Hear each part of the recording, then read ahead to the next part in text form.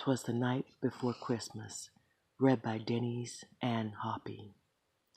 'Twas the night before Christmas, when all through the house not a creature was stirring, not even a mouse.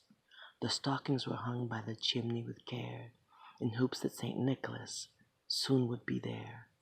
The children were nestled all snug in their beds, while visions of sugar plums danced in their heads.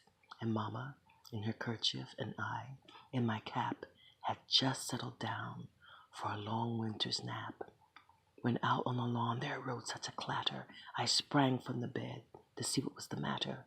Away to the window I flew like a flash, tore open the shutters, and threw up the sash. The moon on the breast of the new-fallen snow gave the luster of midday to objects below, and what to my wondering eye should appear but a miniature sleigh and 8 tiny reindeer. With a little old driver so lively and quick, I knew in a moment it must be St. Nick. More rapid than eagles his courses they came, and he whistled and shouted and called them by name. Now Dasher, now Dancer, now Prancer and Vixen, on Comet, on Cupid, on Daughter and Blitzen, to the top of the porch, to the top of the wall. Now dash away, dash away, dash away all.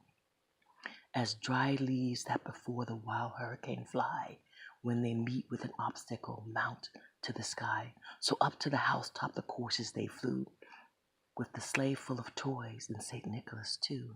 And then, in a twinkling, I heard on the roof the prancing and pawing of each little hoof. As I drew in my hand and was turning around, down the chimney St. Nicholas came with a bound. He was dressed all in fur from his head to his foot, and his clothes were all tarnished with ashes and soot. A bundle of toys he had flung on his back, and he looked like a peddler just opening his pack. His eyes, how they twinkled, his dimples, how merry. His cheeks were like roses, his nose like a cherry. His droll little mouth was drawn up like a bow, and the beard of his chin was as white as the snow.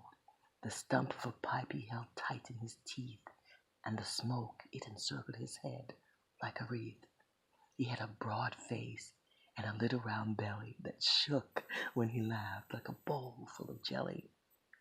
He was chubby and plump, a right jolly old elf, and I laughed when I saw him in spite of myself. A wink of his eye and a twist of his head soon gave me to know I had nothing to dread.